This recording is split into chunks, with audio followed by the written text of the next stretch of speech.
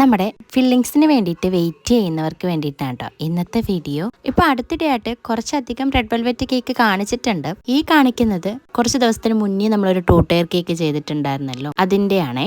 കേക്കിന്റെ ഫൈനൽ ലുക്കൊക്കെ ഞാൻ ലാസ്റ്റ് കൊടുത്തിട്ടുണ്ട്. അപ്പോൾ ഏത് കേക്കാന്ന് എനിക്ക് മനസ്സിലാവുകയും ഇത് ടോട്ടലി 3 kg വെയിറ്റ് വന്നിട്ടുണ്ടായിരുന്ന റെഡ് വെൽവെറ്റ് കേക്ക് ആയിരുന്നു. കുറച്ച് ടോൾ കേക്കിൽ ചെയ്യേണ്ടത് കൊണ്ട് തന്നെ താഴത്തെ ടയർ 8 ഇഞ്ചിലും ടോപ്പിലത്തെ ടയർ ഞാൻ 5 ഇഞ്ചിലാണ് സെറ്റ് ചെയ്തെടുത്തിട്ടുള്ളത്. ഞാൻ ബേക്കിംഗ് തുടങ്ങിയിട്ട് 1-2 തവണ മാത്രമാണ് റെഡ് വെൽവെറ്റിനകത്ത് ക്രീം ചീസ് കൊണ്ടുള്ള ഫ്രോസ്റ്റിംഗ് കൊടുത്തിട്ടുള്ളത്. ബാക്കിയുള്ള കേക്കുകളെല്ലാം തന്നെ ഞാൻ നോർമൽ ആയിട്ടുള്ള ഫില്ലിങ്സ് ആണ് കൊടുത്തിട്ടുള്ളത്.